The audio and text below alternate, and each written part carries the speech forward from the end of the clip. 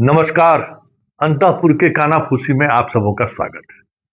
और आज हम अंतःपुर के कानाफूसी में बात उस कानाफूसी की करने जा रहे हैं जो आज हर पॉलिटिकल रूप से जो भी बिहार की राजनीति को देखते हैं उनके बीच आज एक चर्चा जोरदार रहा कि देखिए, एक आदमी नहीं है तो कितना पसीना छूटा हुआ है वही राज्यसभा चुनाव में। मतलब भोज पर भोज हो रहा है, समझे ना, भोजम भोज। तो इस भोज को लेकर कई तरह के कानाफूसी चल रहा है, जो एक कानाफूसी पर आज हमने खबर भी चलाई है। लेकिन ये कानाफूसी तो गजब का कानाफूसी है भाई,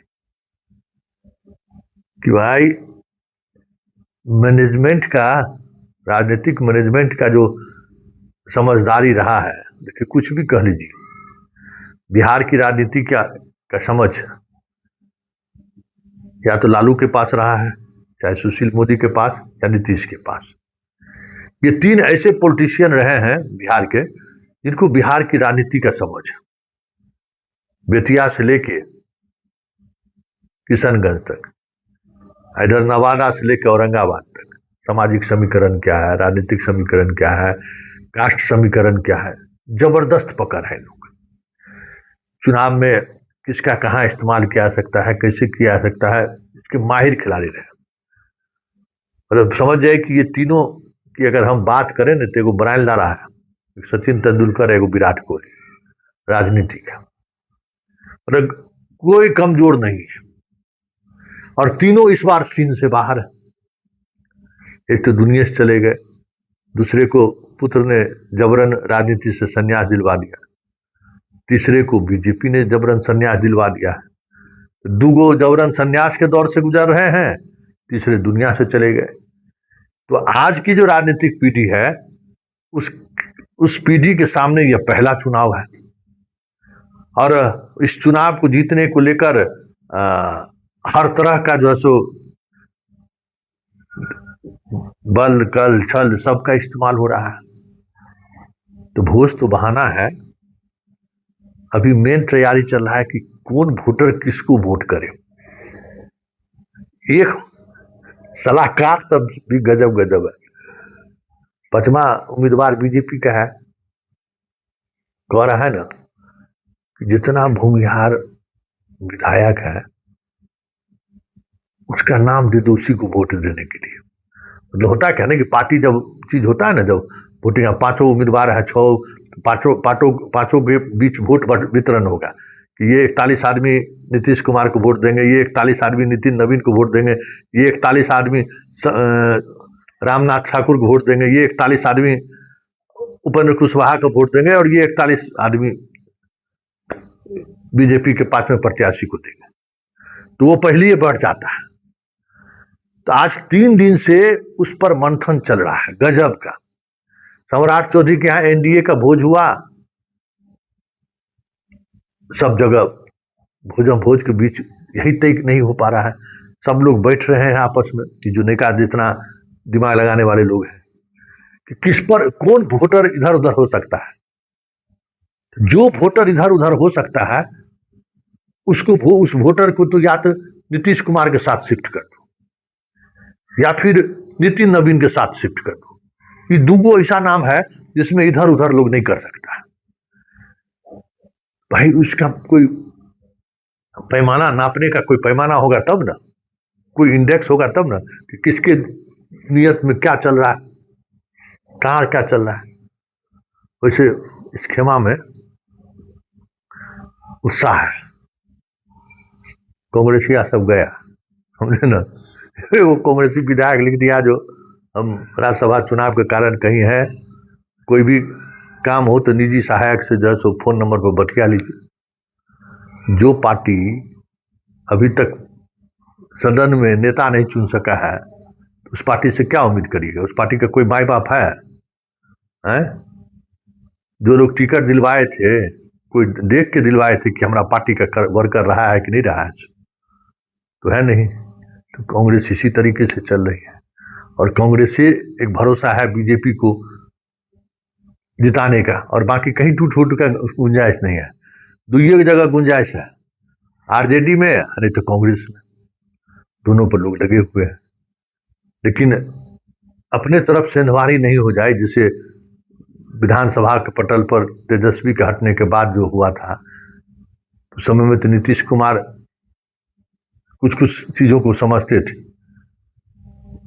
उनके सिपा सालार सब लोग सब साथ थे। लेकिन इस बार तो नीतीश कुमार है नहीं, बादशाह हमारे पूरे सीन से बाहर है, और उधर का भी जो बादशाह है वो भी सीन से बाहर है।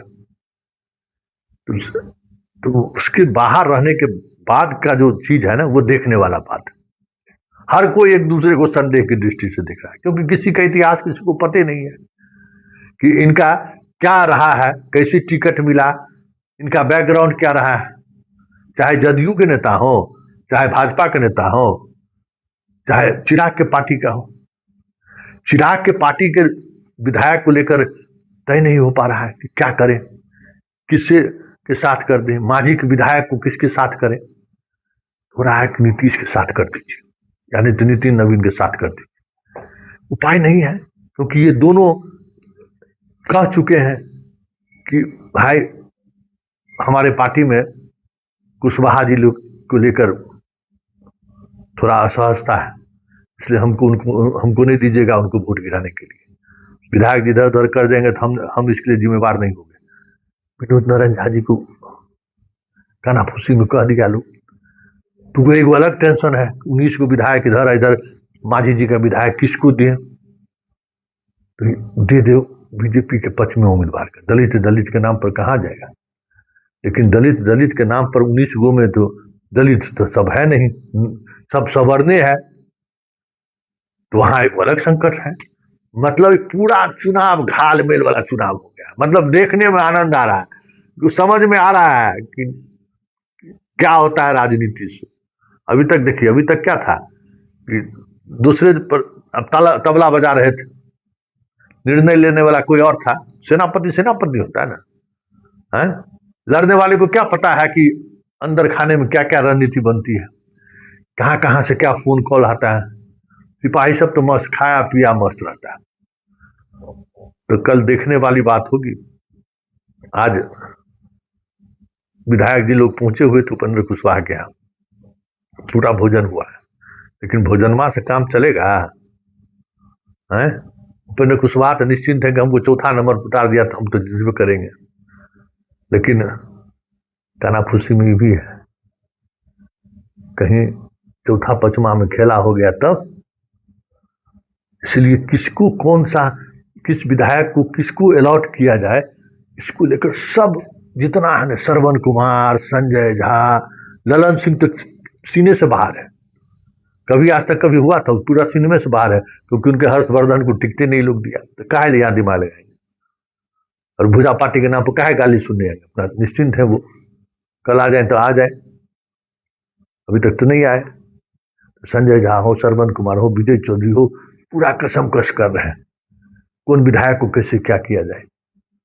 और अंत में कानाफूसी ये भी हो रहा है कि राजा को सामने बादशाह को भी जो है ना, एगो बैठक में ला देना है।